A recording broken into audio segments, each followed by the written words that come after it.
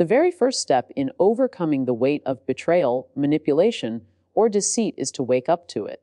You cannot free yourself from a prison you refuse to see. Most people stay stuck for years, sometimes decades, not because the situation is still actively controlling them, but because they are walking around unaware of the invisible chains still wrapped around their mind.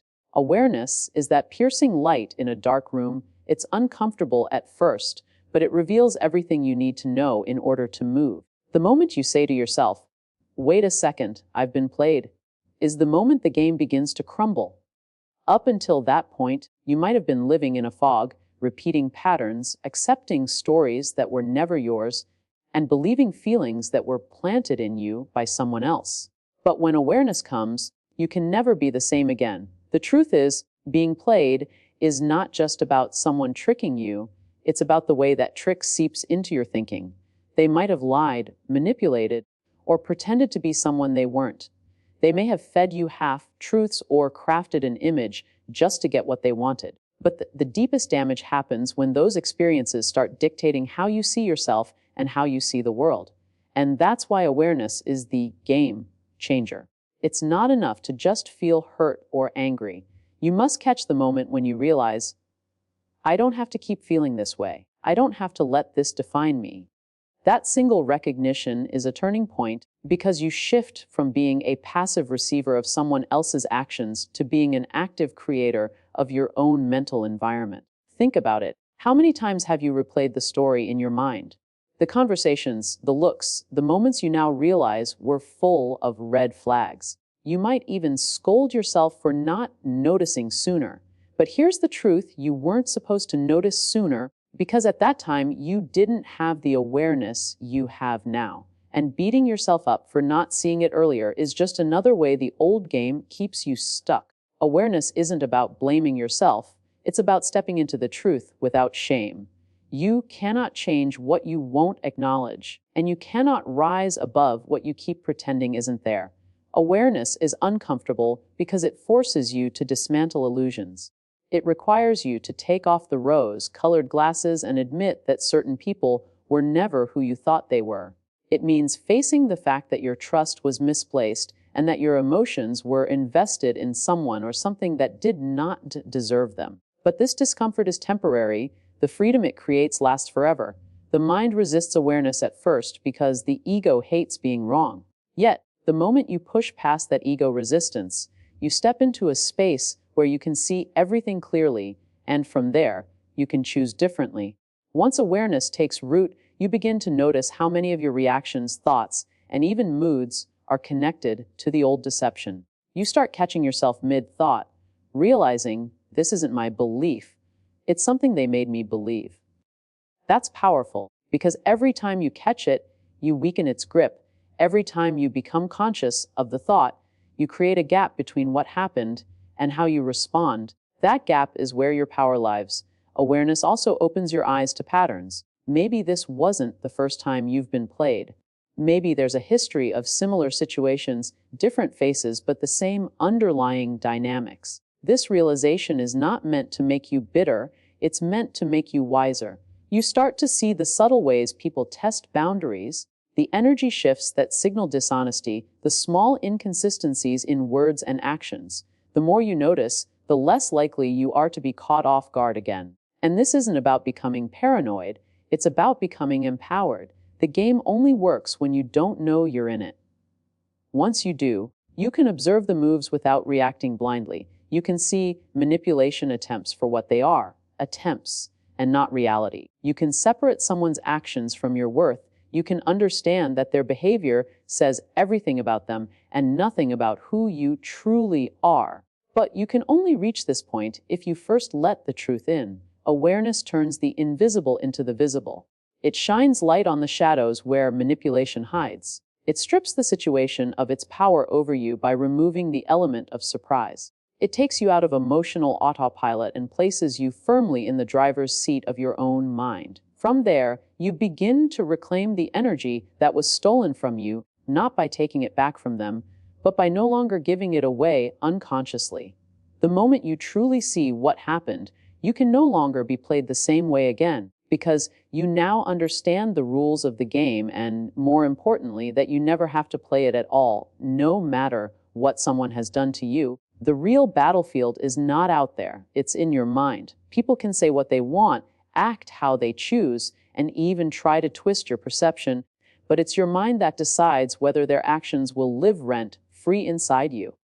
This is why your mind must become the gatekeeper, guarding what comes in and what stays. The most painful experiences in life often linger not because the events themselves are ongoing, but because we keep replaying them, feeding them energy, and letting them take root in our thoughts. What you allow to dominate your thinking will inevitably shape your emotions, and your emotions will shape the direction of your life.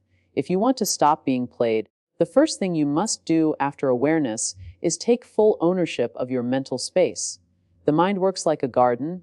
It doesn't care what seeds are planted. It will grow whatever you give it. If you keep planting memories of betrayal, thoughts of revenge, and stories of pain, that's exactly what will grow. If you plant gratitude, new visions, and empowering beliefs, those will grow instead. The gatekeeper's role is to examine every thought at the door and decide, does this serve my growth? Does this strengthen me, or does it weaken me? If it weakens you, it has no business staying. Here's the challenge. Most people are not conscious gatekeepers of their mind. They let thoughts wander in from conversations, media, past experiences, and even other people's opinions, without questioning them. If someone tries to insult you, the insult doesn't hurt because of their words. It hurts because you opened the gate and let it in, allowing it to influence how you feel about yourself. If someone manipulates you, the manipulation only takes root if you let the idea or the doubt they planted grow unchecked. You must learn to stop these intrusions at the mental doorway before they become part of your inner dialogue. This doesn't mean you ignore reality or deny your feelings. It means you separate the event from the meaning you attach to it. You might acknowledge, yes, that person lied to me, but you don't have to follow it with, I must not be worthy of honesty. That second part is where the real damage happens, because it's the belief that begins to reshape your identity. And identity is everything. Once you start to believe you're powerless, unlucky, or unworthy, you will unconsciously make choices that reinforce those ideas. The gatekeeper role is about protecting your identity from the influence of lies, betrayal, and negativity. Guarding your mind takes constant awareness. The moment you catch yourself spiraling into anger or replaying the same hurt over and over, you have to pause and ask, is this thought leading me where I want to go? If the answer is no, you must redirect it, not suppress it, but consciously replace it with a thought that serves you. For example, if you think, I'll never trust anyone again, replace it with, I will trust myself first, and that will guide me to trustworthy people. This subtle shift changes everything because it takes the power away from the past and places it back in your hands. A strong gatekeeper mind is also selective about what it consumes. The books you read, the videos you watch, the people you talk to, all of these are potential sources of mental programming. If you've been played, your mind is already in a sensitive state, making it easier for negative inputs to reinforce your pain. This is why it's crucial to surround yourself with voices, environments, and influences that lift you up rather than drag you deeper into resentment. Every time you expose your mind to empowering ideas, you strengthen the gatekeeper's ability to filter out harmful ones. There's also a discipline to this that many overlook, the discipline of not entertaining certain thoughts at all. If a memory of betrayal comes up, you can acknowledge it without replaying every detail. If an inner voice starts telling you that you should have seen it coming, you can respond with, that's not useful right now. It's like standing at the entrance of your mental home and refusing entry to people you know will trash the place. Some thoughts will keep knocking. Your job is to keep the door shut. When you treat your mind like sacred ground, everything changes. You no longer react to every insult, criticism, or attempt to manipulate you. You become less emotionally available to negativity, and that's not being cold. It's being intentional. The people who once had easy access to your emotions will find that the door is no longer wide open. They may still try to play their games, but without access to your thoughts, they can't win. The mind is your final line of defense and your ultimate source of freedom. even if the world throws chaos at you, even if people disappoint you, even if circumstances are far from ideal, you can remain unshaken if your inner world is guarded. This is why your mind is the gatekeeper. Because what gets in will grow, and what grows will define the reality you live in. Being played has a way of locking people into the role of the victim. It's natural at first. You feel wronged, betrayed, and deceived, and those emotions can consume you. But the danger lies in staying there too long, because when you live as the victim, you give away your power without even realizing it. Every time you replay what they did, every time you talk about how badly they treated you, you're handing them the steering wheel to your life. You might think you're just processing the pain, but in reality, you're reinforcing the belief that you are powerless to change your situation. The turning point comes when you decide to shift from being the victim of what happened to being the visionary of what comes next. This is the moment where you stop asking, "Why did they do this to me?" and start asking, "What am I going to create from this?" A victim mindset keeps your attention fixed on the past. It focuses on the injustice, the betrayal, and the unfairness. And while those things may be real, they cannot be undone. A visionary mindset, on the other hand, focuses on the future. It looks at the same situation and says, "This will be the foundation of my strength." When you choose to see yourself as a visionary, you are no longer defined by the pain, you are defined by the possibilities that come from it. You start seeing yourself not as someone who was broken, but as someone who was awakened. This shift is not about pretending the hurt didn't happen. It's about reclaiming your authorship over your life story. A victim says, "They ruined me." A visionary says, "They taught me what I will never allow again." One leaves you powerless, the other leaves you in control. Every single person who has achieved something extraordinary has faced situations where they could have stayed the victim, but they chose instead to turn that pain into vision. They used the betrayal as motivation, the rejection as redirection, and the failure as a stepping stone. That's not luck. That's a decision. To move from victim to visionary, you must change the way you interpret the experience. Instead of seeing it as the end, see it as a pivotal chapter. Ask yourself, if this situation was preparing me for something greater, what would it be? This question alone can pull you out of the emotional fog and into a place of clarity. It allows you to start building a future that excites you rather than dwelling on a past that drains you. And the truth is, your mind can't fully focus on building something new while it's still trapped in reliving the old. The shift requires you to redirect your energy from lamenting what happened to creating what will happen next. Being a visionary means having a clear picture of where you're going, even if the road is still uncertain. It means asking yourself what kind of life, relationships, and identity you want from this point forward. Victims wait for circumstances to improve. Visionaries create circumstances that improve. This is where your power lies, in realizing that your life does not have to be an unconscious continuation of the past, but can instead be a conscious creation of the future.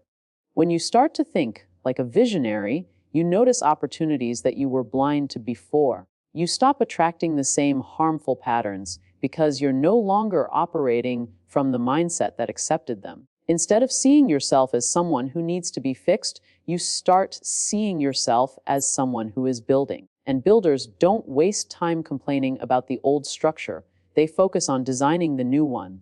This is where self-respect deepens, because every decision you make from this place affirms that you are in charge of your life. Another key to this shift is understanding that visionaries don't live in reaction, they live in creation. A victim reacts to the environment and circumstances. A visionary creates the environment and circumstances they want. This doesn't mean you control every detail of life. It means you control the meaning you give to it and the direction you move in despite it. And when you live this way, the people who once held power over you lose their grip because you are no longer moving according to their actions. You're moving according to your vision. Making this shift also requires courage. Courage to stop seeking closure from the person who hurt you. Courage to stop waiting for an apology before you move forward. Courage to accept that you may never get the answers you wanted, but you can still create a future that fulfills you. It's not about erasing what happened, it's about rising above it. The hurt may remain a part of your story, But it will no longer be the headline. It will be the backstory that makes your rise even more powerful. Once you step into the role of visionary, your language changes. You stop saying, "I can't believe this happened to me," and start saying, "I'm grateful for the lessons I'm taking from this." You stop focusing on what you've lost and start focusing on what you can build. This is the point where your energy shifts from survival to expansion, and the more you practice thinking like a visionary, the less you will even recognize the person who once felt powerless in the face of betrayal. Negative emotions have a way of feeling like heavy weights on your chest, pressing down until you can barely breathe. When you've been played, lied to, betrayed, or manipulated, those emotions can feel overwhelming. Anger, sadness, resentment, bitterness, disappointment, they all come rushing in at once, and the natural instinct is either to suppress them or let them explode outward. But here's the truth: emotions are energy. They are not inherently good or bad, they are simply raw power, and what you do with that power determines whether it destroys you or drives you forward. Most people allow negative emotions to run their life without realizing that those same emotions could become the very fuel that propels them to something greater. When something happens that triggers deep pain, the energy behind that pain is intense. Think of how physically alert and alive you feel when you're angry. Your heart races, your mind sharpens, your adrenaline spikes. That's not weakness, that's power. The problem is that most people let that power spill out in destructive ways: arguments, revenge attempts, self-sabotaging choices. But if you can learn to hold that energy and redirect it, you can turn betrayal into clarity, heartbreak into drive, and disappointment into resilience. It's not about denying the emotion, it's about transforming its purpose. Emotions become toxic when they are left stagnant. Anger that isn't expressed in a healthy way turns into bitterness. Sadness that isn't processed turns into hopelessness. Resentment that isn't released turns into cynicism. But when you decide to move that emotional energy into something productive, you change the entire game. For example, channeling anger into physical exercise, creative projects, personal growth, or focused work allows that same energy to become a force for transformation rather than destruction. The key is not to let it fester. It must move, and you must be the one directing where it goes. Redirecting negative emotions starts with acknowledging them fully. Many people try to stay positive by ignoring how they feel, but suppression is just a ticking time bomb. You have to be willing to say, "I feel angry. I feel betrayed. I feel hurt." Naming it takes away some of its unconscious control over you. Once you name it, you can decide what to do with it. You might choose to turn that anger into motivation. Maybe you use the betrayal as a reminder to raise your standards. You might turn sadness into empathy, using your own pain to connect and uplift others. The emotion is still there, but now it has direction. This redirection also changes the relationship you have with your own feelings. Instead of fearing or avoiding negative emotions, you start to see them as messages. They tell you something important. Anger might be telling you a boundary has been crossed. Sadness might be telling you you've lost something you valued. Disappointment might be telling you that your expectations were too low or too high. Once you understand the message, you can act on it in a way that builds you instead of breaking you. It's also important to remember that emotional energy is not limitless. It goes where you send it. If you keep sending it toward ruminating, replaying the betrayal, or imagining how to get back at the other person, you're investing your life force in something that cannot give you a return. But if you send that energy into building your health, skills, income, relationships, or personal discipline, the return is enormous. You're not wasting the power of your emotions.